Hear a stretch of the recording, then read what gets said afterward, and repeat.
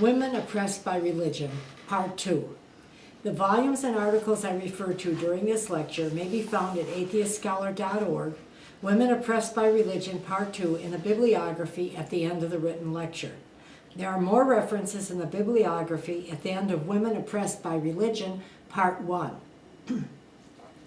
The second part of my 2 lectures on religion suppression of women concerns Christianity.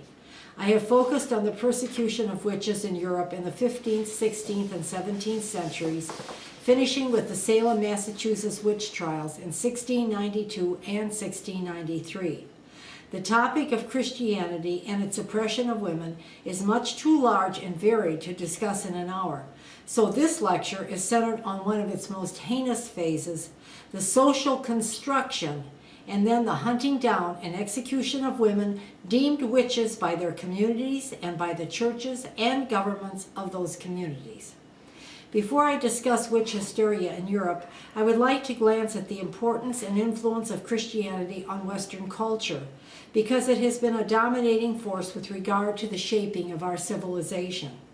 We might consider the West to be secular in its governments and societies, but we must keep in mind that the Judeo-Christian religion has had crucial influence on our laws, our institutions, our ideals, and on our education. Vern L. Bullock states that despite the differences and variations between the different Christian religions, all of them revere Jesus and at least his moral teachings. Christian scholars and theologians turn to the various sections of the New Testament and interpretations of it to better understand those teachings. Many of them also turn to the writings of the early church fathers to gain more perspective on the New Testament. It stands to reason that both the New Testaments and the church fathers' attitudes and beliefs about women have had a significant effect on Western views of women. We have all heard and read a great deal about Christianity being a religion of love and forgiveness, but we have seen in this series of lectures the hate, superstition, and misery Christianity has spawned. The Inquisition, the Crusades, the witch persecutions, the burning of heretics, the suppression of science are merely the most visible signs of its oppressive tactics. There have been, both in the past and in the present, religious prohibitions about birth control and abortion, with the predictable aftermath of too many poor families with too many children, exhausted mothers without help to care for their children, and the difficulties experienced by single mothers trying to raise a child on their own. Many of these unfortunate people, especially the poor families, have been told that God will provide. There is the fear people have that at death they will go to a burning, fiery hell, tortured for their sins until the end of time. There is the well-documented sexual and physical abuse of minors at church schools and in church parishes. But in addition to being a religion of hate and persecution, Christianity is also one of asceticism and renunciation of the pleasures of this world. Asceticism has been linked by Christianity to sexual celibacy. Sexual morality and purity became coupled in such a way that the height of righteousness was often assumed to be the renunciation of sexuality. This notion, carried forward to the present, has had a deleterious effect on our Western culture. Sexual morality has often come to be seen as more important than other virtues. Sexual mores most often belong to people's private lives. This narrow view of judging morality by sexual activity has created a blind spot with regard to public morals. Our culture suffers much more from dishonest politicians, graft, and public corruption than from individual deviations from church-ordained private morality. But the topic of this lecture is the oppression of women by the Christian religion. The misogyny and sexual phobia of Christianity is well documented in the writings of the early church fathers. Interestingly, such negative beliefs about women do not seem to have originated with the putatively historical person of Jesus. Please see Biblical Criticism at AtheistScholar.org for a discussion of the historical reality of Jesus. According to the New Testament, Jesus surrounded himself with women, spoke with the hated Samaritan woman, and in order to save an adulterous woman from being stoned, spoke about a man sinning in his heart if he should entertain sexual desire for a woman. Not in the New Testament, but in Gnostic tradition, he elevated Mary Magdalene to apostleship. Magdalene, by the way, was probably not a reformed prostitute, but an important figure in the early church. In fact, Jesus' ideas on sex, marriage, and divorce seem to have followed a fairly conventional adherence to Jewish laws and customs. It was the phrase, sinning in one's heart, that was a major stumbling block for the early church fathers, the writers and the theologians who were beginning to painstakingly construct dogma for the church and its community. As Vern L. Bullock maintains, it was sexual continence that was one of the chief virtues and chief doctrines of the Christian faith.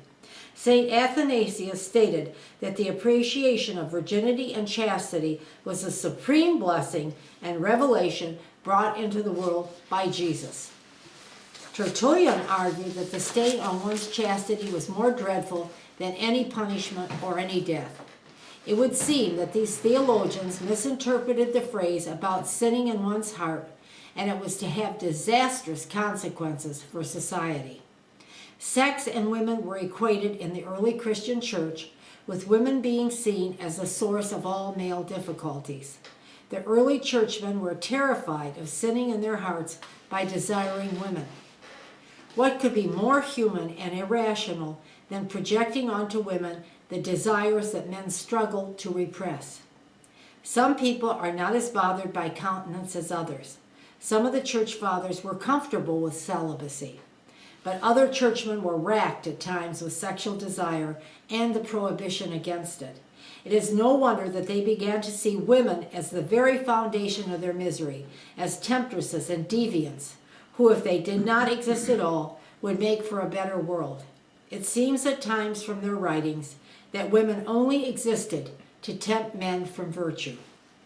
St. John Chrysostom said, "How often do we, from beholding a woman, suffer 1,000 evils, returning home and entertaining an inordinate desire and experiencing anguish for many days. The beauty of women is the greatest snare." The emphasis on sex and the wickedness of women in Christian doctrine, leading to a downgrading of other moral concerns, did not come from the religion's founder, Jesus. From where then did it issue?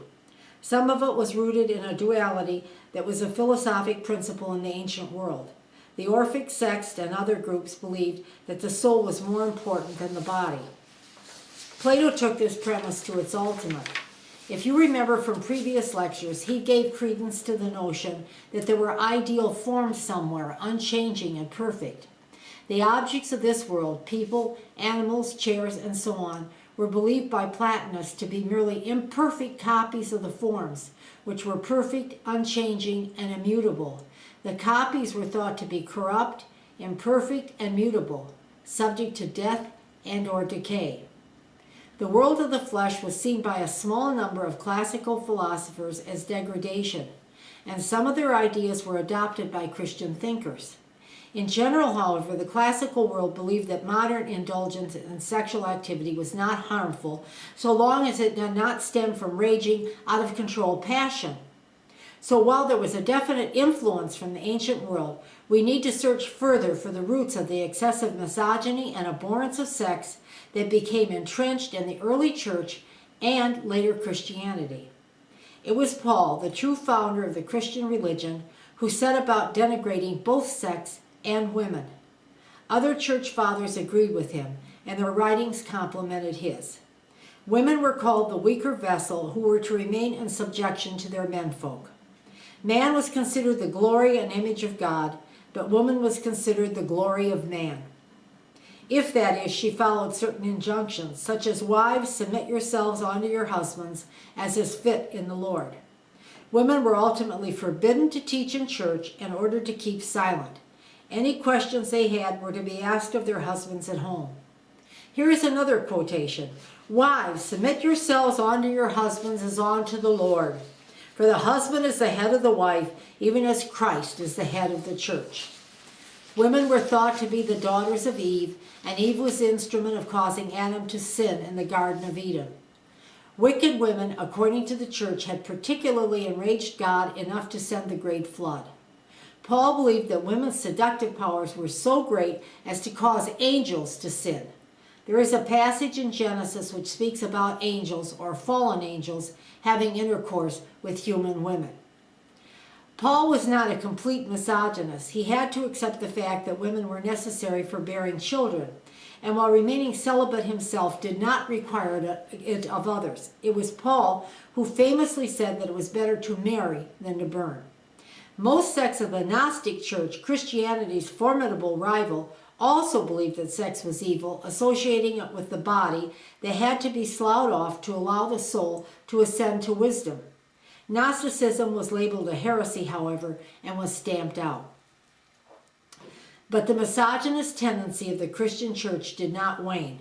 Rather, it grew stronger in each of the following centuries. The church father Origen castrated himself to avoid temptation. Tertullian told women that because of Eve's temptation of Adam, which brought death into the world, even the Son of God had to die. All women were responsible for this tragedy, according to Tertullian.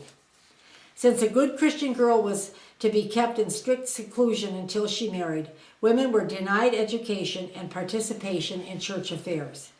St. John Chrysostom maintained that man was ordained to regulate woman, and his duty was to mold her while young and tame, so she would learn to submit and obey.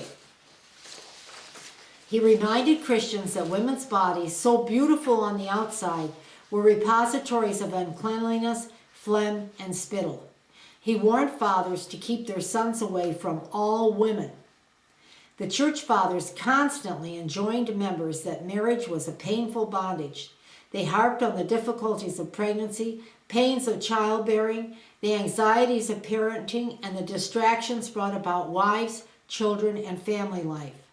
The church, as I have said, did not shed its sexual phobias with the defeat of the Gnostic heresy, but instead its misogyny and sexual anxiety increased and crystallized with the writings and thinking of its great theologian Augustine, Bishop of Hippo, in the 4th century. Augustine had originally been a Manichaean, another heretical sect which advocated celibacy. He had never been able to advance to that group's first ranks, the elite, because of his sexual desires. He lived with a concubine, but after converting to Christianity, he gave her up. He continued to be troubled by sexual urges and wrote continuously about his belief that sexual intercourse was the greatest hindrance to spiritual freedom. Here he is on women. I know nothing which brings the manly mind down from the heights more than a woman's caresses and that of joining bodies, without which one cannot have a wife. Here is more church discussion on how a proper woman should conduct herself. She fasts, maintains vigils, meditates on the scriptures. She is serene and innocent and sweet. From her interior purity emanate the sweet odor of prayer and good works. Everything about her exterior manner bespeaks her angelic holiness, her dignified bearing, her modest decorum, the comely pallor of her sober countenance, the pure virginal blush of her modesty, the chaste restraint of her downcast eyes, and the silence of her closed lips. When obliged to speak, her voice is gentle, her words prudent. If she must walk among men, she walks as though through a desert, oblivious to all about her. The situation, image, and subordination of women did not improve with the medieval era and the rise of the church triumphant. We contemporary people may believe that gender is, at least in part, socially constructed, but in Christian medieval society, biology was believed to be destiny. If we wish to comprehend that era's thinking about women and their sexuality, it is important to learn what the seminal medieval text on sexuality said concerning gender. Medieval thinkers still retained some ideas from the earlier Greco-Roman culture, and one of these notions was the belief that women were not only profoundly sexual, but insatiable when having intercourse. Here is a famous quotation from the classical prophet Tiresias. When he was asked which sex enjoyed sex more, he answered, if the parts of love pleasure be counted as 10, 3 go to women, 1 only to men. The medieval view of woman's sexuality helped the theologians define women's purpose. Woman was meant to serve the state as a reproductive citizen. This idea, too, was a holdover from the Greco-Roman society. Medical opinions about women were partially adapted from the ideas of the ancients. An important difference between the two sexes was conceived as the amount of heat each one generated. This notion was propagated by the medical sources of the time. In the opinion of one contemporary scholar, heat was one of the most fundamental factors in the distinction between females and males. It had a place in pharmacology, astrology, and ideas about the production of semen. It operated as a basis for the conceptualization of the masculine and the feminine both within and beyond reproduction. It was thought that women had less heat, so they were believed to be weaker, less able to exercise. Bartholomew, the 13th century English friar, explained that the differential heat between the two sexes often defined their essential characteristics. He stated, the male passeth the female in perfect completion, for in comparison the male is hotter and drier, and the female the contrary. It was also believed that women were moist and thus inconstant. A late 13th century treatise was unashamedly sexist in its conclusions. Woman has a greater desire for coitus than man, for something foul is drawn to the good. Perceptions of women's sexuality were ubiquitous in many different kinds of medieval works, from theology to medicine, and such notions about the lesser nature and inferior biology of women had egregious consequences. Helen Rodnight LeMay has studied many tracts and lectures from the 13th and 14th centuries on female sexuality. She wrote an interesting paper on the topic, Some Lectures on Female Sexuality, in 1978. She argues that even though the university studied the medical tracts on women, scholars concluded that women were biologically inferior and dangerous to men. In her book, Women's Secrets, 1992, she maintains that by the late Middle Ages, theology had combined with medical views of female sexuality to offer a view of women that justified their persecution of witches. Vern Bullock states that the justification of witch hunting was perhaps the ultimate practical application of beliefs about gendered sexuality. It is interesting that during a study Joyce E. Salisbury made of 7 female saints and the implicit sexual ideas that may be read in the church women's works and inferred from their lives, she discovered that the women's writings did not reject physicality and sexuality. The Christian women's works are in marked contrast to the church fathers who denigrated the female, the physical, and the sexual to the point of obsession. It seems that even when using mystical language in the attempt to express the transcendent experience of union with God, the women expressed themselves more in terms of physical passion than did the men. Hildegard of Bingen, the 12th century abbess and mystic, wrote very differently from the church fathers on questions of sexuality. She maintained that women were not as lustful as men. If the church women's views had been given the same dissemination and respect as the church men's, might there have been a difference in the sexual attitudes Western society came to adopt? The women's rational views might have served to temper the fathers' highly misogynist and sexually negative beliefs. I find it interesting that although these women were devout believers in Christianity and had their roots in the mentality of their times, they were able to overcome much of the propaganda which permeated the medieval era with respect to differences between men and women.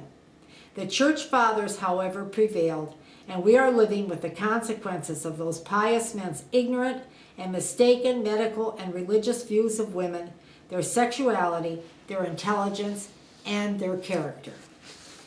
The church fathers were not content with denigrating women and trying to control their bodies. These Christian theologians maintained that sex itself was an evil. Here is a quotation from one of them. Sex, as we know it, in other words, is like its sister death, a consequence of sin an aspect of humankind's continued rebellion against God's wishes, a part of the punishment that all humans must suffer as descendants of the first sinners, a depraved craving that we must strive to repress and overcome if we are ever to merit salvation and the friendship of God in the world to come. Christianity from its earliest days was a sex-negative and misogynist religion. All sex outside of marriage was gradually forbidden. Priests were eventually ordered to be celibate and to keep no mistresses and marry no wives. The chaste marriage was considered the highest form of marital union during the Middle Ages. This was a marriage in which husband and wife lived together and shared all things but had no sexual intercourse of any kind. There were many unions of this sort. Women who were not technically virgins were considered honorary virgins if they entered into marriages that were chaste. Virginity was considered the highest state a woman could achieve. Somehow, the church construed the marriage of Mary and Joseph, the parents of the putative historical Jesus, as a chaste one and an ideal to emulate. How they managed to preserve the notion of Mary's continued virginity was to claim Jesus' brothers and sisters were Joseph's from a previous marriage or were actually Jesus' cousins. Historians of the medieval era explain that there are no manuals on sex from that era we can study, or any counterparts for the term we use, such as sexuality and sexual. Researchers have had to turn to the confessional literature of the late Middle Ages for relevant information on sex practices and sexual theories. Michel Foucault, that great theoretician on the processes of power, said that the making of problems with regard to sex, power, and truth is better understood by studying the confessions of sexual offenses, particularly from the time of the Fourth Lateran Council of 1215. Thomas N. Tentler sees the contents, structure, and history of confessional manuals as serving the forces of social control that ultimately came to be what he calls the culture of guilt. He summarizes his position in this manner: when we reconstruct the moral, sacramental, and ecclesiastical theology of the Summas, manuals designed to instruct confessors in their confessionals, we discover immediately that they are intended to bring guilt down on people who deviate.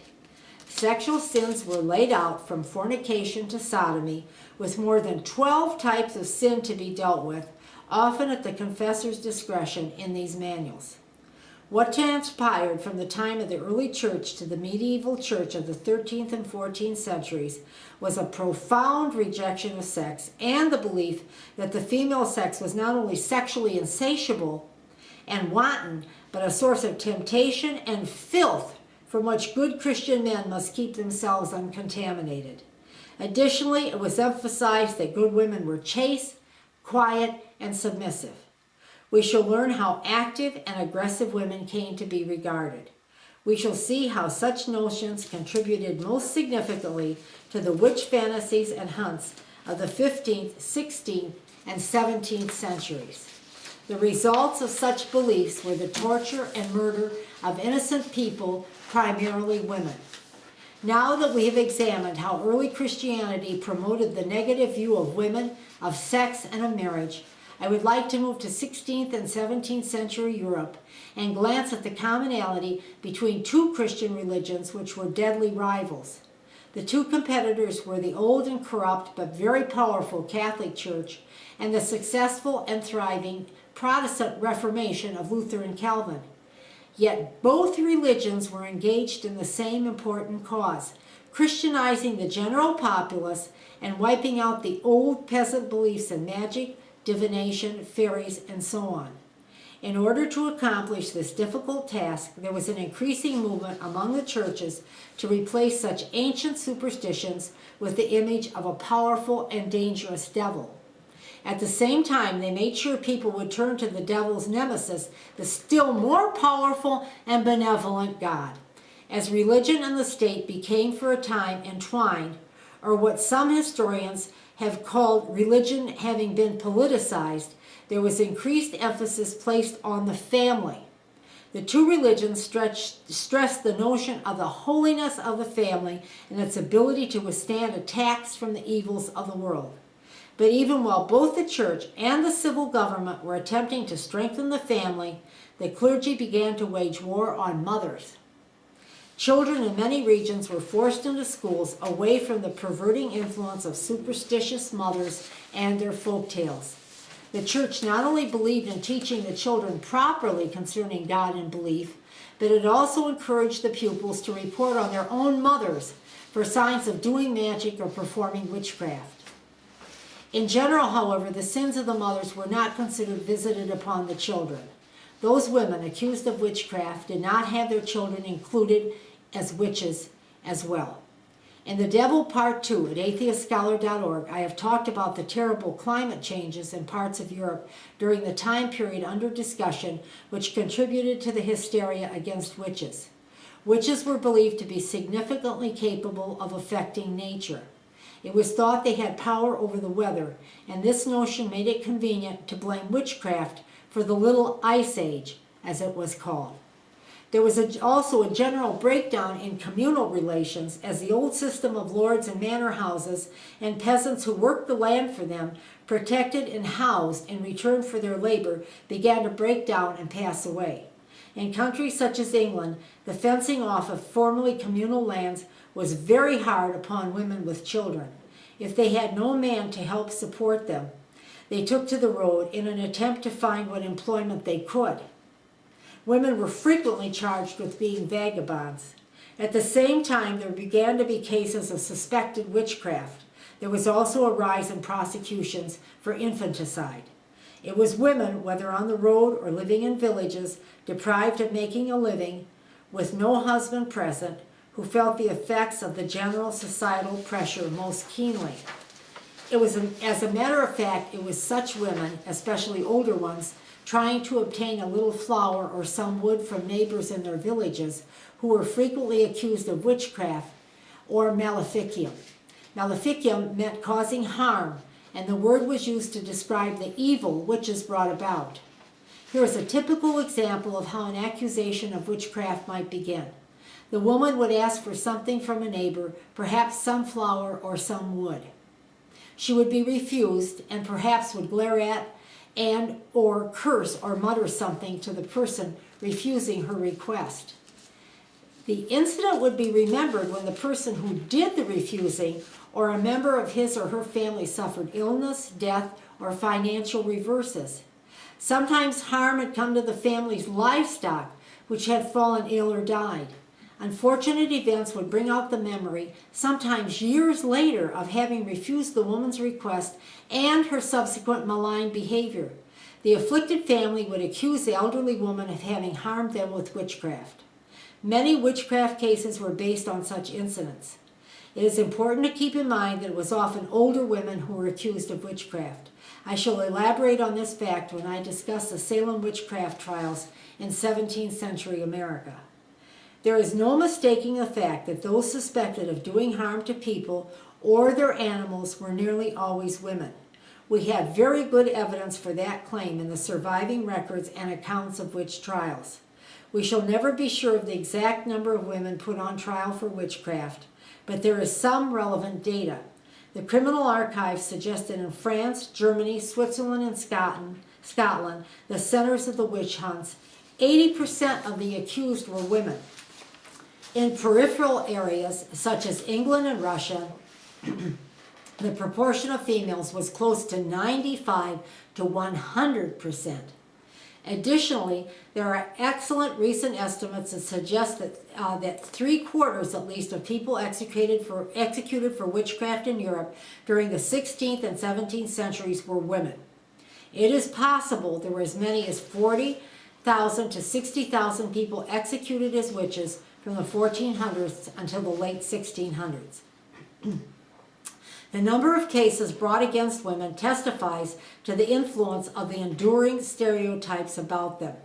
The peasants, the aristocrats, and the scholarly classes of the time believed in the negative characterization of women.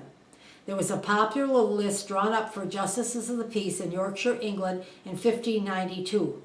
The very first presumption about witches on the list was, they, witches, are most commonly weak women. We may take the adjective weak here to mean not physical weakness, but moral weakness, which would make women more susceptible to making pacts with the devil.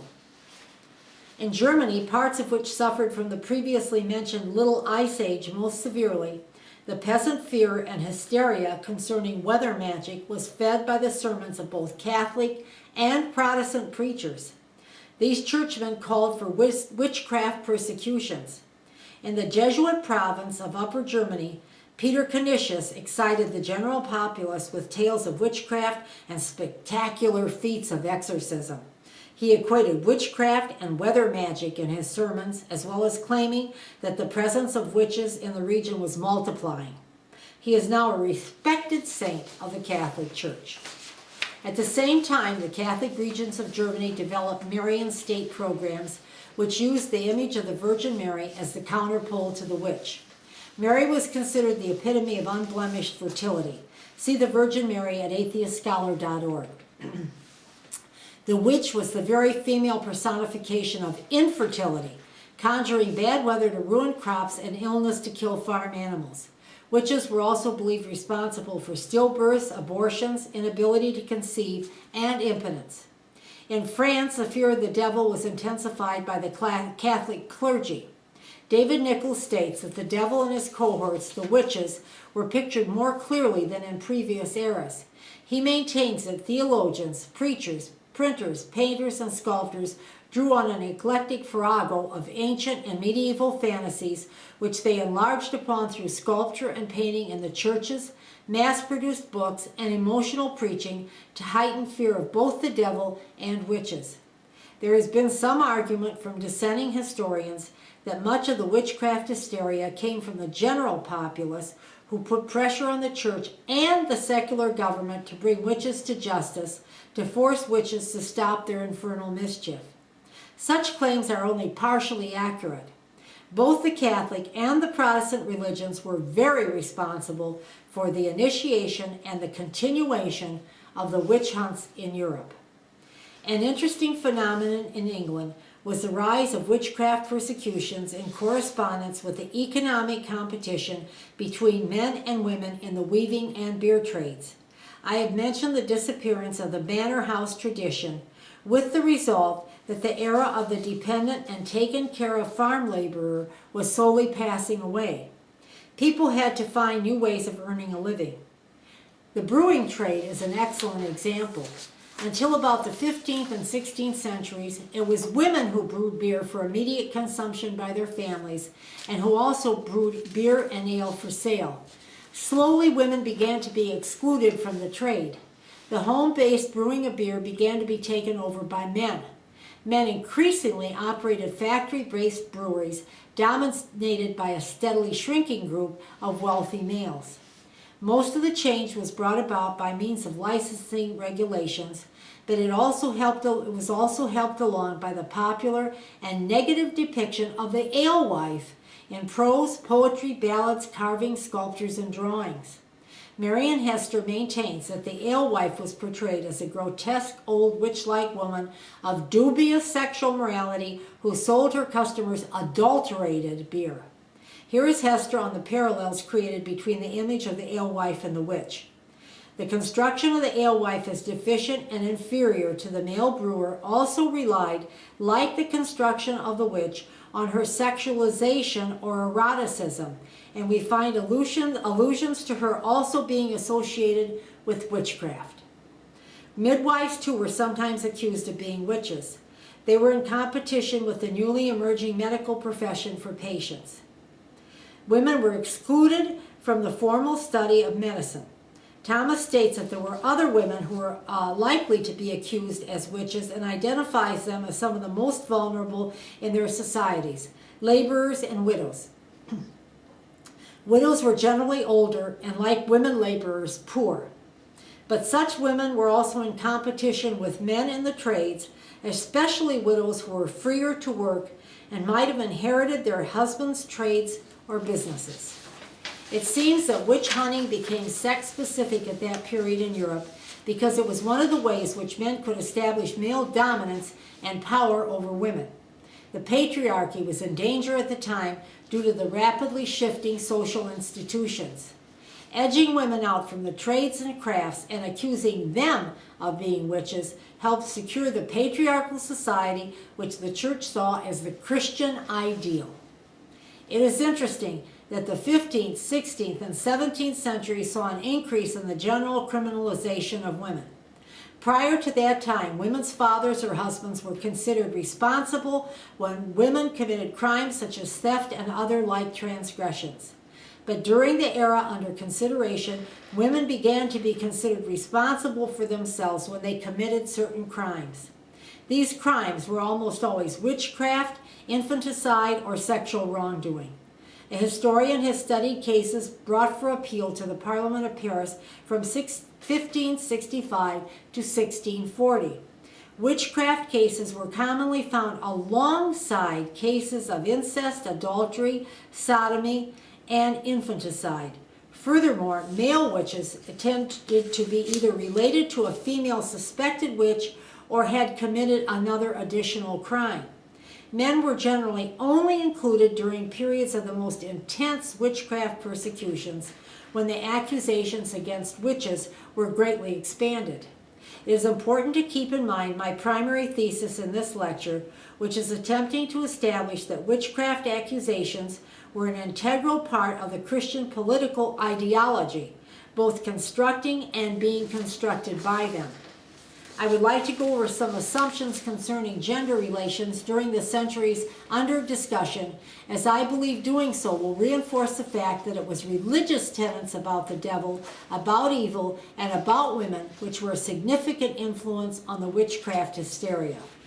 There is no getting around the fact that witch hunts and persecutions were both related to and were also specific to women. The beliefs of the European elite and the framework for conducting witchcraft trials were certainly sex-related and even sex-specific.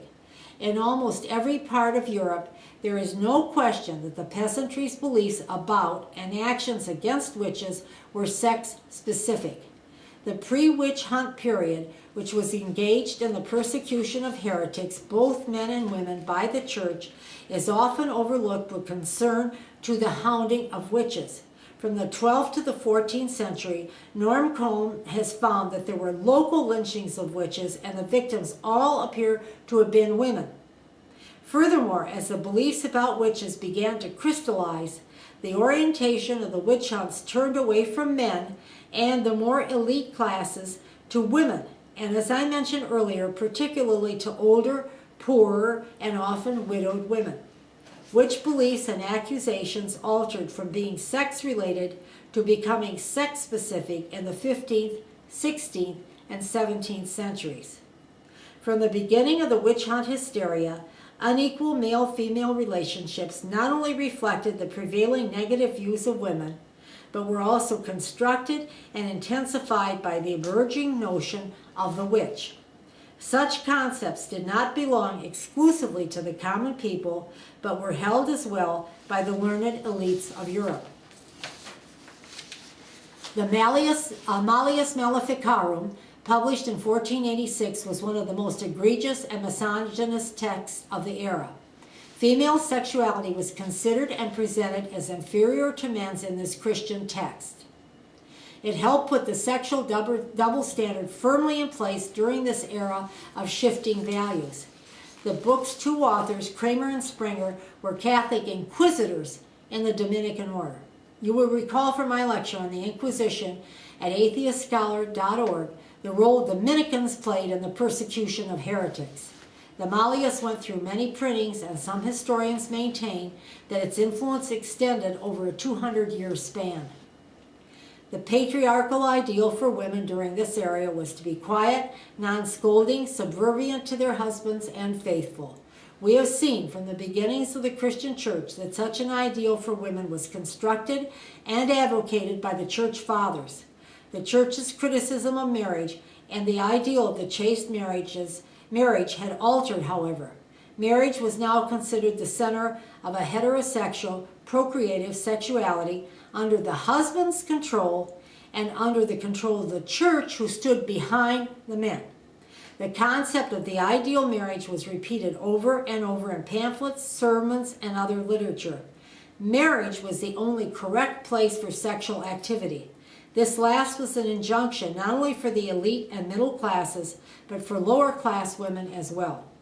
Women were prosecuted and punished, as I have mentioned, for bearing illegitimate children or for fornication.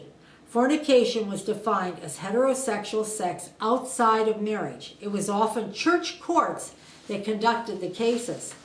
It has been noted by historians that there was widespread fear that women were by no means compliant with the submissive ideal, so the reality of women's behavior was obviously problematic for the society of that era. The notion of the woman as an actively sexual being was very common. If she were actively sexual, the common belief was that she was sinful. But moral weakness in women was often construed as a kind of perverse strength. Let us keep in mind the myth of women being sexually insatiable. That piece of lore and the additional fiction of women's lack of moral sense with regard to sex made it seem likely that women would enter into some kind of alliance with the devil. There was, in addition, a fearful belief that the devil could satisfy females sexually much more than ordinary males could. After about 1630, the search for a devil's mark, some sort of a protuberance or odd-shaped growth on the accused witch's body, began to be focused on the woman's genitals. Previously, it had been looked for anywhere on the body, but especially in hidden places.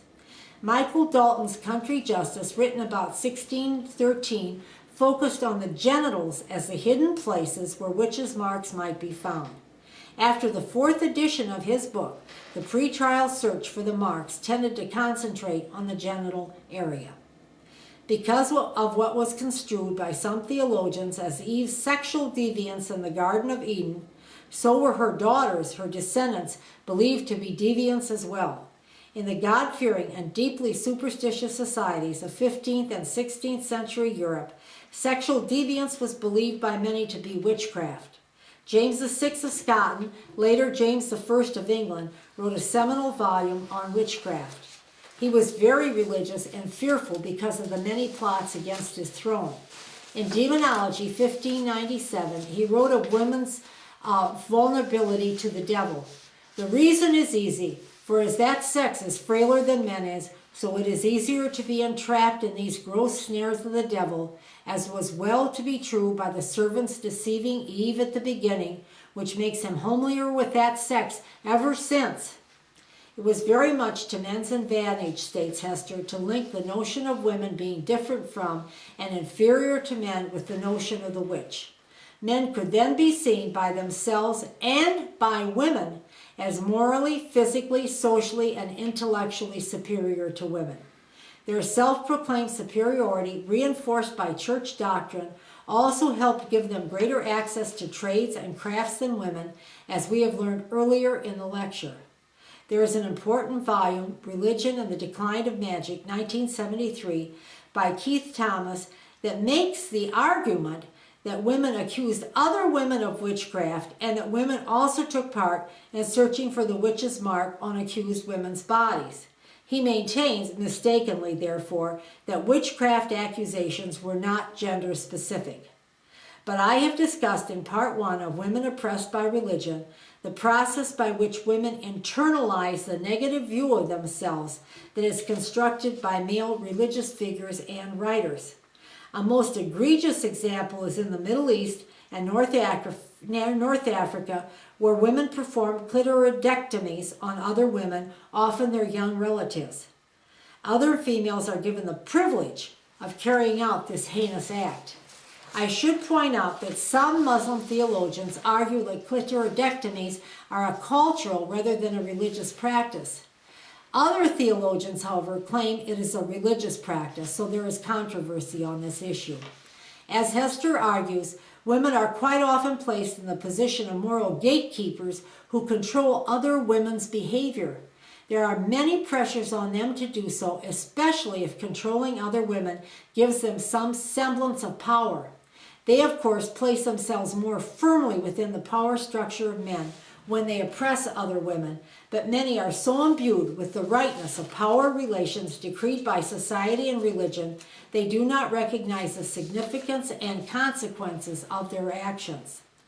The women who took part in the 15th, 16th, and 17th century witch hunts were also proclaiming themselves as good women, not aligned with the inverse values of the witch, who was a threat to Christian families, Christian communities, and the entire Christian social order. Women who did not fulfill the duties of being good wives, who bore and nurtured children, but who were independent and aggressive, did not meet the societal standard. Such women were often identified as witches. Female security resided in conforming to the religious and social ideal, and there were women who would have had no trouble accusing another woman of being a witch. The accusing females were often proclaiming their compliance with the positive social model. Now that we've learned something of early Christianity's misogyny and how it extended and intensified in medieval Europe, culminating in witch hunts and burnings, I would like to shift to 17th century America. I am gratefully indebted for my information and many insights to Carol F. Carlson's The Devil in the Shape of a Woman, which is listed in the Bibliography. This portion of the lecture will examine how the negative view of women came to America, with the religious groups leaving the old world for a new beginning. As the French say, the more things change, the more they remain the same. During the time period of February 1692 and May 1693, the town of Salem and some surrounding areas of the American colony of Massachusetts conducted a by now infamous series of interrogations and trials of people accused of the crime of witchcraft. 19 people were hanged for the offense, 13 of them women. One additional man, Giles Corey, was pressed to death with heavy weights because he failed to enter a plea. At least 4 other prisoners died in prison while awaiting trial, 3 of them women. There were likely 13 others who died in prison, but the records are unclear on this point. Approximately 185 to some 200 people were accused before the witch hysteria had subsided, 141 women and 44 men. Of the accused, 52 women and 7 men were tried, and 26 women and 5 men were convicted. Before I discuss the reasons for the preponderance of the number of women accused as witches in the Salem area, I would like to glance at the contribution religion made to the outbreak. Charles W. Upham, a respected politician and member of the Massachusetts Historical Society, wrote very eloquently of the heinous role played by Increase Mather and his son Cotton Mather in raising people's fear of the supernatural in general and of witches in particular. Let us keep in mind that Increase and Cotton Mather were very influential Puritan ministers and writers. When I was at university, we were assigned samples of their work to read. In Salem, Witchcraft and Cotton Mather, a reply, 1869, Upham accused both Mathers of raising community fears and increasing superstition with their continued reportage of diabolical possession, diabolical agency, and apparitions. Upham charged that father and son encouraged other divines to report on what were called wonders, resulting in repeated tales of ghosts, hobgoblins, specters, evil spirits, and the infernal prince of them all, the devil. Upham scoffed. No wonder the alleged witchcrafts were numerous.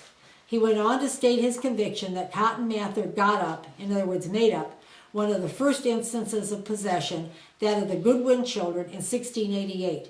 We shall be looking at this case in a few minutes. In 1684, Increase Mather published a title, An Essay for the Recording of Illustrious Providences, a long exegesis on the reality of the existence of apparitions, witches, diabolical possessions, and other remarkable judgment upon noted sinners. Some of his reasons for writing this lengthy treatise were to intensify people's belief in Satan and to alert them to take heed of their wrongdoings. He wanted to remind New England citizens of their traditional view of witchcraft. He probably believed the reminder was necessary because in England, the passion for prosecuting witches had begun to wane with the passing of belief in them. The restoration of the Stuart monarchy in 1660 and the end of Puritan rule in that nation must have been disquieting to the Puritan divine. Charles II was known for his interest in science and for conducting scientific experiments.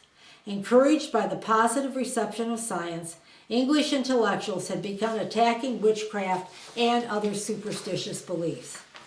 Increase Mather was not willing to let superstition wane in New England. He wanted to be sure New Englanders remained aware of the threat from witches and the devil. His publication reported stories of diabolical possession, but it did not stop there. The minister pointed out additional signs of the devil's work, which he said was aimed at getting people to turn away from God. There had been unusual storms in the area, and Mather saw them as portents of God's anger. He also blamed the sins of the people of New England for the Indian Wars less than 70 miles away, and for the arrival of the Quakers, which were a bane to the Puritans. For more on the Quaker problem in Massachusetts, see Blasphemy at AtheistScholar.org. Cotton, Increase Mather's son, witnessed what he believed was the possession of the 4 Goodwin children in 1688. This prosperous family belonged to Cotton's own church. The oldest girl, Martha, and then the 3 younger children began having strange fits. Their Irish washerwoman was accused of being a witch and bringing on the children's attacks. Although she did not speak English well, Mathers and others found, quote, the hag had not power to deny her interest in the enchantment of the children. The interpreters probably misunderstood the servant and believed she had confessed to covenanting with the devil and other crimes. In reality, she may have been talking about her Catholic God and citing garbled religious belief, and the Puritans mistook her confused ideas as heresy. She was hanged as a witch. The Goodwin children continued to be attacked by fits of possession for months after her death. Cotton Mather took Martha, the oldest, into his home and carefully observed her. She finally recovered. Mather then published his famous, or perhaps I should say infamous, Memorable Providences Relating to Witchcrafts and Possession, 1689, detailing Martha's case and throwing in other so-called proofs that devils and witches were real. Worse yet, he claimed that these satanic creatures were determined to destroy people's souls. There was a popular belief that possession was a sure sign that the devil had arrived in a community, and Mather's work heightened and confirmed the colony's fear. During this era, Salem was experiencing social tension, religious confusion, and economic stress. People had become unsure how to behave to other people, their relatives, and fellow citizens. There were economic tensions as the people who were refugees from the Indian Wars migrated to New England, competing with the original settlers for property. Massachusetts Bay Colony Charter was revoked in 1684. The revolution in England in 1688 brought new monarchs to rule over England, adding to the economic fears of the American colony. By 1692, Satan seemed to have arrived with a vengeance to Massachusetts. Since both the clergy and the populace believed fervently in witches and their maleficium, power to harm, both groups worked together to destroy these minions of the devil. The results were horrific. It is correct that Increase Mather ultimately realized that the accusations against witches were not truthful. His effort to stop the persecution in an important essay will be discussed a little later. But it is also quite certain that both the Mathers had a significant role in helping stoke the hysterical belief and fear of both the devil and of witches. How did the Puritan portrayal of women help lead to the witch trials? The view of women in Puritan society was a divided one. Carol F. Carlson states that the accepted characterizations of the New England witches were never stated openly. She has found that the taken-for-granted characteristics emerge when one examines the patterns found in the numbers of the accusations and life histories of the accused. She explains that the stereotypes of women are not visible in the content of individual accusations or even in the ministerial literature. New Englanders, she states, did not openly discuss most of their widely shared assumptions about women as witches. But earlier, in the 15th and 16th century, writers and people were quite open, as we have seen, in delineating women's flaws, their proclivity to be taken in by Satan, and why they were more apt to form a covenant with him. What created the change in depictions of women as witches in 17th century New England? I have mentioned the changing social ideas coming from Europe, especially England, to the American colonies. One of these concepts was the post-Reformation view of women that was in serious conflict with the notion of women as the daughters of Eve. The earlier daughters of Eve concept described women as rebellious, sexually insatiable, wicked creatures, temptations to men, and spoilers of both men and God's order. But the new thinking about women was more positive and at the same time more complex. The Puritans may have been in rebellion against the established church and state in Europe, but they were equally as concerned as Europeans about order in society, and they were fearful of social and private insubordination. One of the most serious reasons for the Puritan separation from the European established church and state was that they sincerely believed that the existing authorities were worldly, ineffectual, and unworthy. They felt that what was needed was internal self-control and then complete submission to God's will. Such submission and right behavior was located, they believed, primarily in the Puritan household, with the husband in submission to God and the wife in submission to her husband. Women's souls were considered equal to men's souls, unlike the beliefs of earlier eras that women's souls were inferior to men's. Women, when in submission to their husbands, were extolled for being helpmates. The new vision of godly men who would bring order out of social and religious chaos seemed to demand helpmates for them, wives who were voluntarily subjected to men's rule. The conflicts between the new concept of the ideal marriage with women elevated to helpmates and the old view of the wicked nature of the female were difficult to resolve. Many people still privately believed in the earlier negative characterization of women.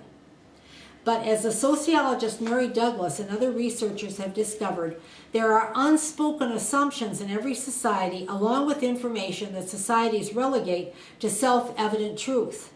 In this manner, by keeping certain ideas implicit, the implicit is quietly affirmed and there is no apparent conflict with more advanced views. This covert practice is a typical strategy in the social construction of knowledge.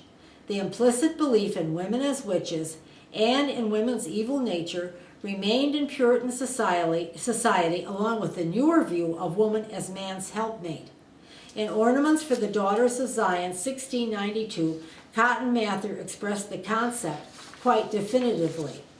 Handmaidens of the Lord should go so as to distinguish themselves from the handmaidens of the devil, he told women.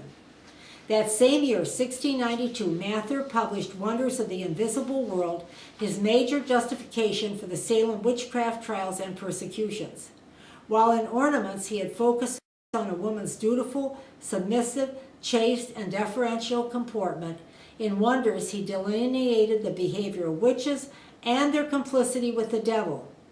In Wonders, Mather particularly focused on women helping Satan in his attempt to destroy the churches of New England.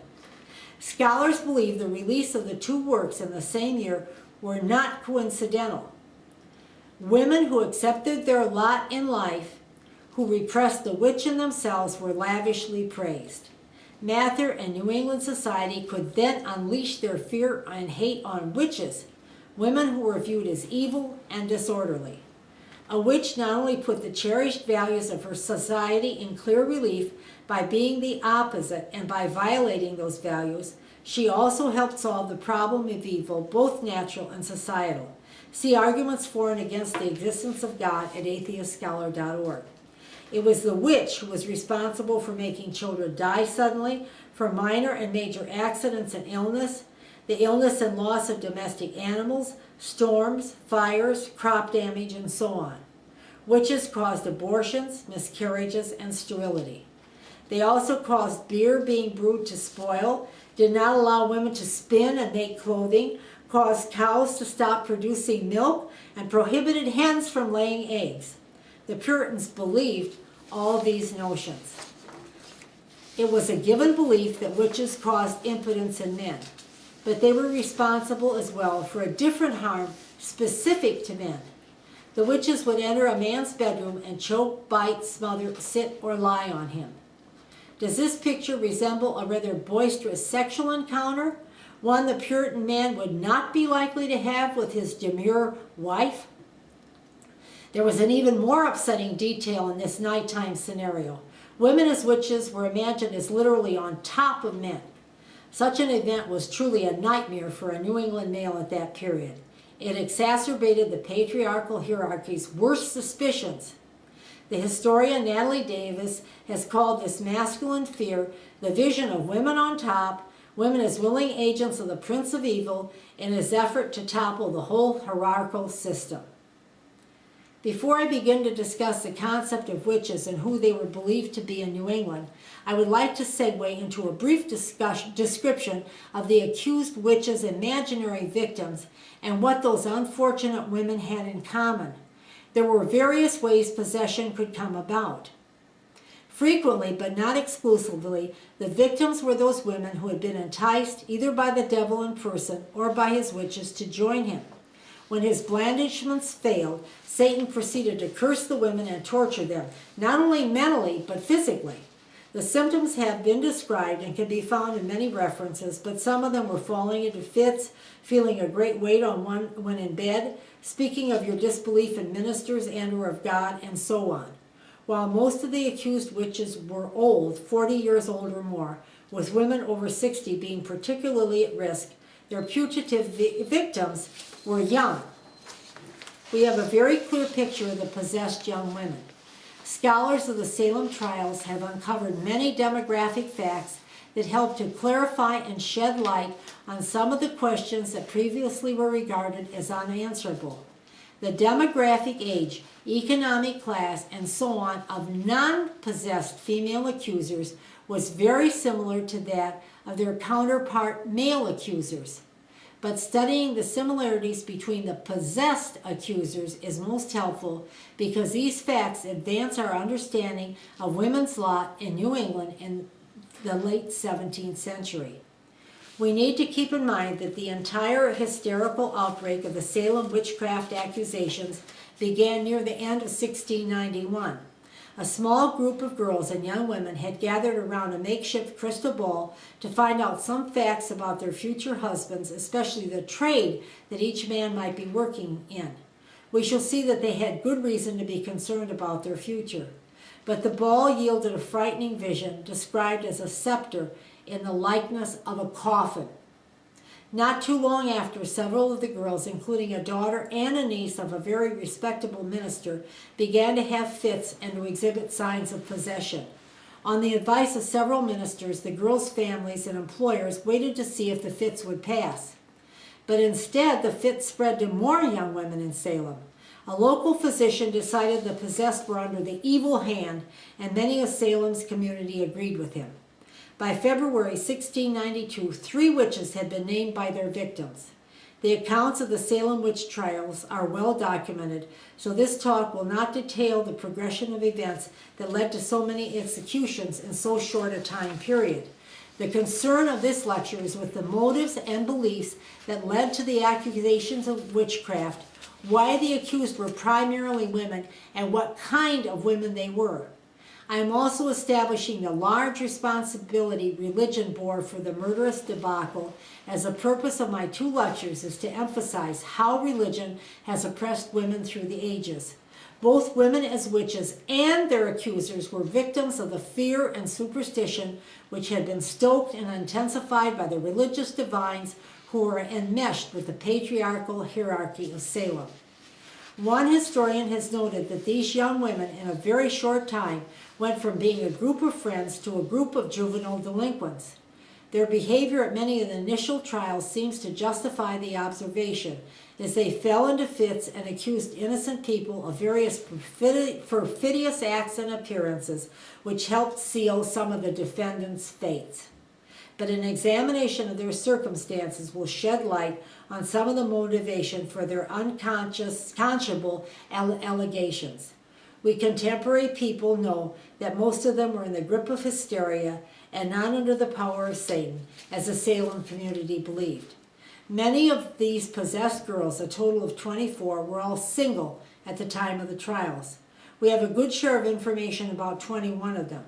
17 had lost one or both of their parents, an unusually high number for even that period when people died young. The parental deaths were primarily from the Indian Wars, especially along the Maine frontier. Several of the girls had witnessed the violent deaths of their parents. Most of the possessed girls were employed as servants. Many of them lived in their employers' homes. It was very common for servants to live where they worked. Even if there had been other lodging that would have been acceptable for them, their small salaries would have made it impossible to live on their own. These young women were in difficult straits, not knowing if they would ever marry. Some of the money their families had accumulated had vanished with the Indian Wars. Many of the girls had no dowry, which made it extremely difficult to find a husband. They had no real sexual outlet. We can infer this because they did not have blemished reputations due to sexual misbehavior. Unmarried young women who engaged in sexual activity with men risked pregnancy. By that era, the father of a woman's child might well not marry her or take any financial responsibility for her. Interestingly enough, many of the girls had been reared by or were employed by some of the godliest homes in Salem. The godliness surrounding them seemed to provide no hindrance to the wiles of Satan, which correspondingly caused even more fear and dismay in the community. We know now that possession frequently affects collective groups as well as individuals. It is more common in women, and when it spreads to groups of women. During the era under discussion, some doctors recognized the symptoms of possession as a form of hysteria with natural causes, but thought it was augmented by the devil. According to Carlson, the possessed girls' symptoms and behavior, as well as their accusations, were part of a cultural performance. Ilse Wies's 1965 volume, Hysteria, and the research of Clifford Geertz had made it clear that the girls' performance was very likely, quote, a symbolic religious ritual through which a series of shared meanings were communicated by the possessed women themselves, by the ministry who interpreted their words and behavior, and by the community audience for the dramatic events. However, no matter how much we are able to intellectualize and explain what happened in Salem, the town's cultural performance resulted in real torture and death for many of the accused, and enduring misery for many who were not convicted but remained under the collective suspicion that they were witches. We need to mark the fact that the show was, and I repeat, a symbolic religious ritual. Carlson believes that the girls were not mentally ill but conflicted and involuntarily articulating the cultural beliefs of their community. The poor young woman's fears about their future were correct. From the little we know of their subsequent lives, those who were able to marry married rather late and never reached the economic levels of their deceased parents. The women were not imagining their very real economic and class peril, but unfortunately the only response open to them was to succumb to hysteria. Acting out their possession and making witchcraft accusations also gave them temporary attention and power. Hysteria and hysterical possession frequently represent a rebellion against a submissive woman's lot, but it ultimately results in defeat, in surrender.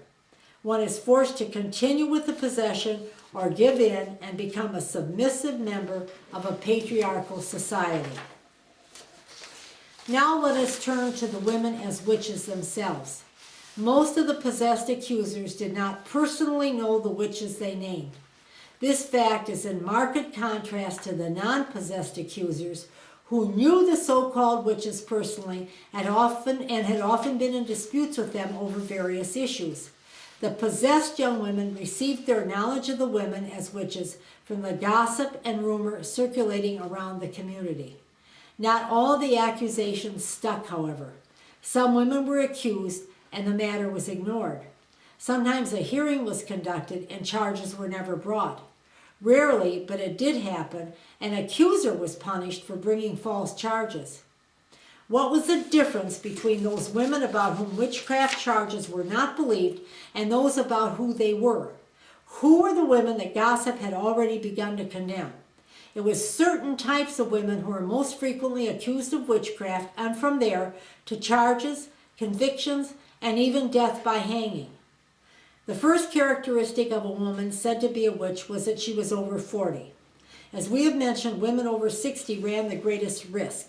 Younger women who were accused were often daughters, or more rarely, granddaughters of a witch.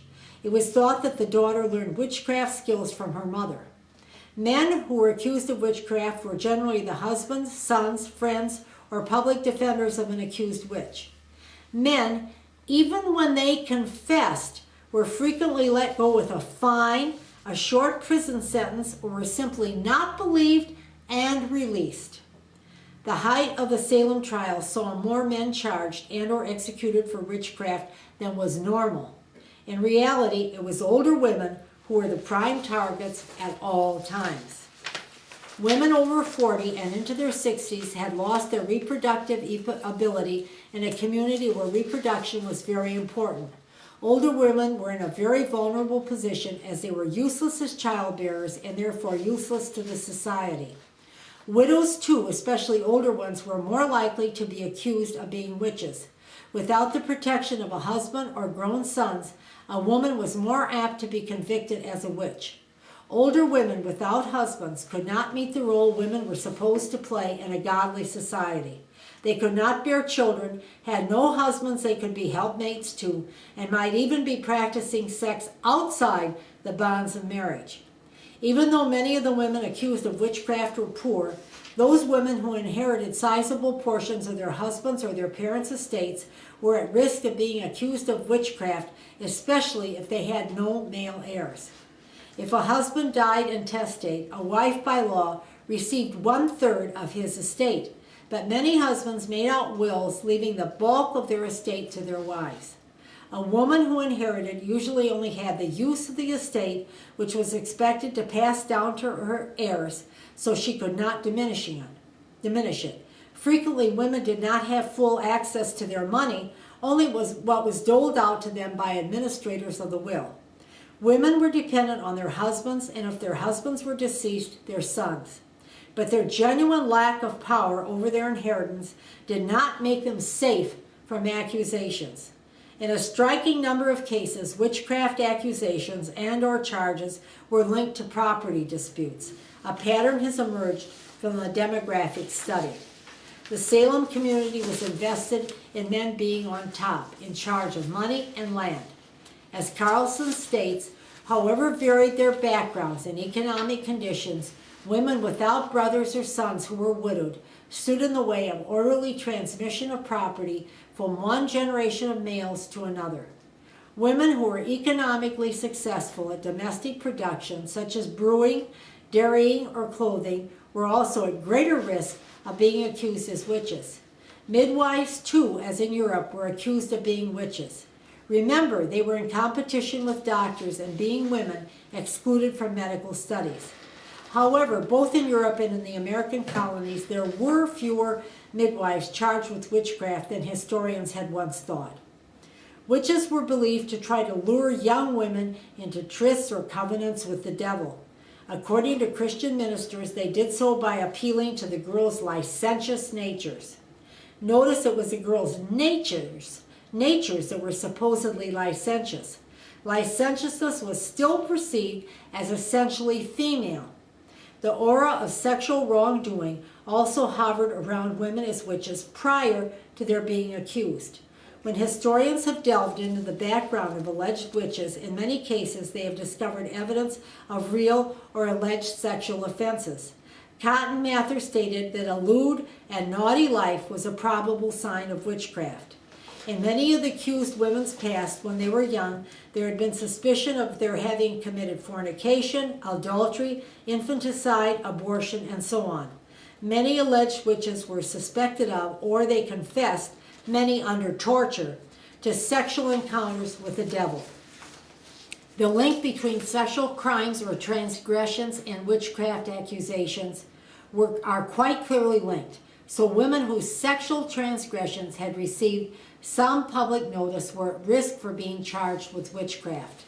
Finally, there were personality attributes which put some women at risk of being thought witches. It is very difficult to list all the numerous ways in which a Puritan woman might display traits which departed from the ideal image of the contented, submissive wife who is a handmaiden to her husband, her society, and the God that society believed in. Some of the so-called sins were those of envy, anger, lying, and being a scold. But discontent with one's lot was a very serious transgression, considered only second to pride. Pride was the very worst sin a woman could display. Pride was considered by the Puritans as a sin of Satan who defied God's rule. Here is Cotton Mather again on the wickedness of a woman displaying spirit. Knowing their duty to live according to God's rules, but discontented with those rules, witches refused to obey them, and in the process they rose up against God. Pride in a woman is often manifested by challenging her husband's authority or the authority of the ministers and magistrates. Mather concluded, rebellion is as the sin of witchcraft. Then, the witchcraft hysteria of Salem, of Fairfield, and other areas in Massachusetts faded. The possessed accusers had begun to name people at the very highest levels of Massachusetts society.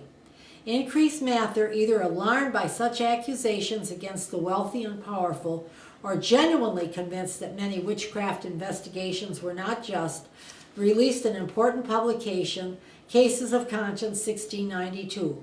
His publication made clear that he did not believe all the accusations that had been made. He was so involved in politics, one must question if his essay was a political maneuver to keep the support of the Massachusetts hierarchy. He never repudiated the judges or the trials, only the spectral evidence that was used. His involvement with the witch trials put a large stain on his reputation, which remains to the present day.